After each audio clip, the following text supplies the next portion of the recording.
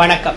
புதுவை கோரிமேடு காவலர் பயிற்சி பள்ளி அருகே நடைபெற்ற புதிய கட்டிட பணிக்கான பூமி பூஜை விழாவில் முதல்வர் ரங்கசாமி பங்கேற்று பணியினை துவக்கி வைத்தார்.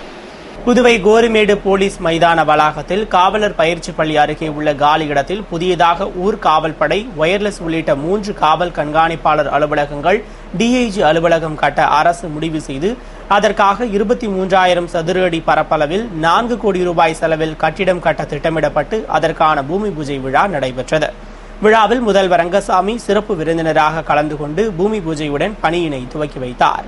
விழாவில் காவல்துறை மற்றும் பொதுப்பணித்துறை அதிகாரிகள் கலந்து கொண்டனர். விழாவிற்கான ஏற்பாடுகளை பொதுப்பணித்துறை அதிகாரிகள் செய்திருந்தனர். புதுவையில் தொழிலதிபர்களிடம் கொள்ளையடிக்க பயங்கர ஆயுதங்களுடன் காரில் சென்ற ரவுடிகளை போலீசார் மடக்கி பிடித்ததால் அசம்பாவிதங்கள் ஏதும் ஏற்படாமல் தடுக்கப்பட்டது. இதுகுறித்து வடக்கு எஸ்பி ராமராஜு கூறுகையில், நேற்று 20ஆம் தேதி இரவு 9 மணி அளவில் பெரியகடை காவல் நிலைய உதவி ஆய்வாளர் சிவகுமார் தலைமையிலான போலீசார் அண்ணா சாலை பெருமாள் கோவில் வீதி சந்திப்பில் வாகன சோதனையில் ஈடுபட்டிருந்தபோது அந்த வழியாக சந்தேகத்திற்கிடமான வகையில் வந்த தமிழக பதிவெண் கொண்ட காரை நிறுத்திய போது காரில் இருந்த 6 பேர் காரை நிறுத்திவிட்டு இறங்கி ஓடியதாகவும், அவர்களில் 3 பேரை போலீசார் விரட்டி மடக்கி பிடித்து நடத்திய விசாரணையில் அவர்கள் வானரப்பேட்டை ஸ்ரீராம், வேல்ராம்பட்டு பிரவீன், காட்டுக்குப்பம் பாரதி என்பது தெரிய வந்தது. மேலும் அவர்களை கைது செய்து விசாரணை நடத்திய போது அவர்கள் ரெயின்போ நகரில் உள்ள தொழிலதிபர்களிடம் கொள்ளையடிப்பதற்காகவும் பழிக்கு பழியாக ஒரு ரவுடியை கொலை செய்யவும் நாட்டு வெடிகுண்டுகளையும் வீச்சறிவாள்களையும் எடுத்து வந்ததாக வாக்குமூலம் அளித்தனர். இதனையடுத்து காரையும் அதிலிருந்த நாட்டு வெடிகுண்டுகள், வீச்சறிவாள்களையும் கைப்பற்றிய போலீசார் தப்பி ஓடியவர்களை பிடிக்க தீவிர விசாரணை நடத்தி வருகின்றனர்.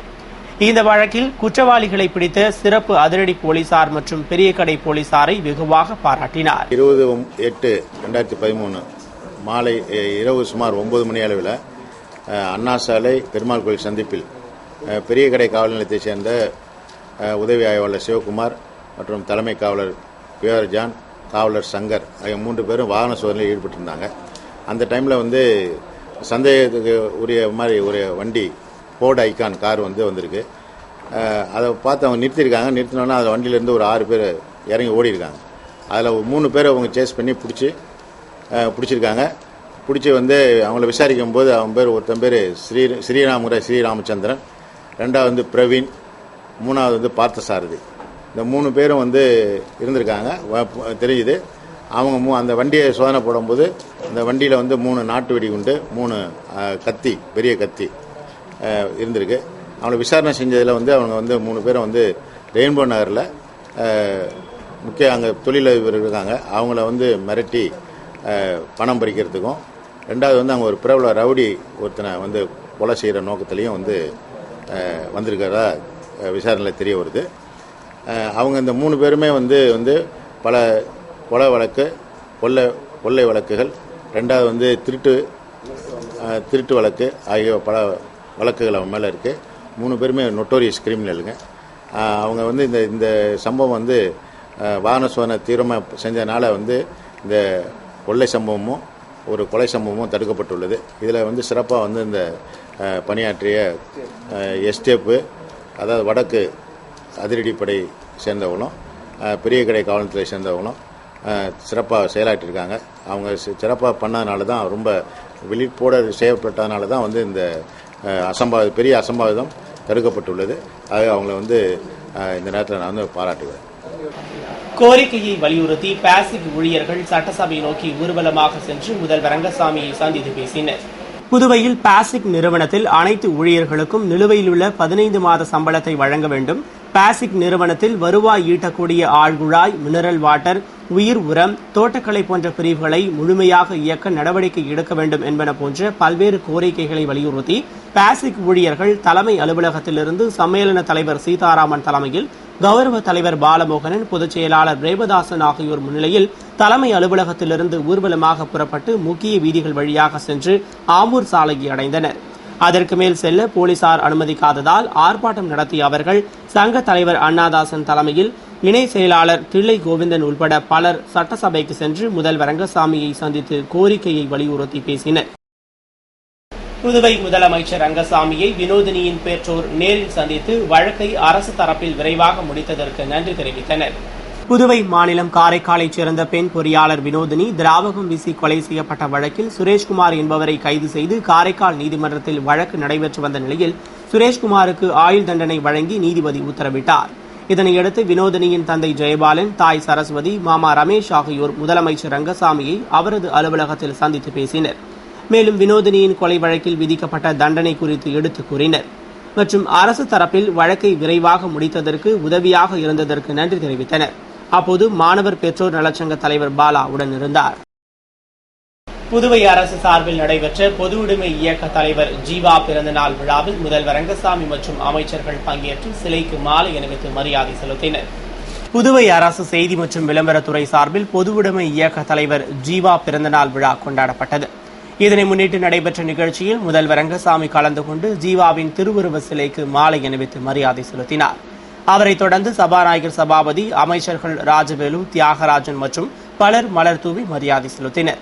அதேபோன்று திராவிடர் கழகம் சார்பில் கழக செயலாளர் அறிவழகன் தலைமையில் பொதுக்குழு உறுப்பினர் ராஜி, பகுத்தறிவு கழக தலைவர் வீர இளங்கோவன் மற்றும் நிர்வாகிகள் ஜீவாவின் சிலைக்கு மாலை அணிவித்து மரியாதை செலுத்தினர். புதுவை தேசிய மாணவர் படை அமைப்பு சார்பில் லாஸ்பேட்டையில் எரிசக்தி விழிப்புணர்வு பேரணி நடைபெற்றது. புதுவை லாஸ்பேட்டையில் தேசிய மாணவர் படை சார்பில் பொதுமக்களிடையே எரிசக்தி சேமிப்பு பற்றிய விழிப்புணர்வை ஏற்படுத்தும் வண்ணம் பேரணி நடைபெற்றது.